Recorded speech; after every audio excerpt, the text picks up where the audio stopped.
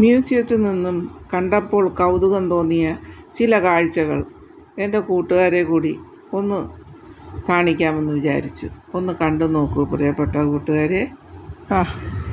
ഒരു ചെറിയ മരത്തിലിതാ മരത്തിൻ്റെ ചുവട് മുതൽ നല്ല വലിപ്പമുള്ള കായ നിൽപ്പുണ്ട്.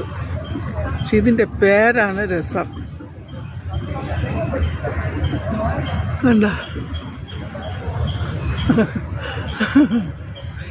ഇതാണ് ഈ കായുടെ ഈ മരത്തിൻ്റെ പേര്.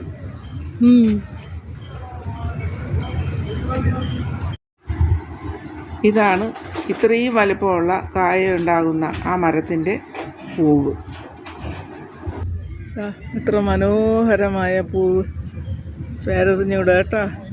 ഇത് മ്യൂസിയത്താണേ.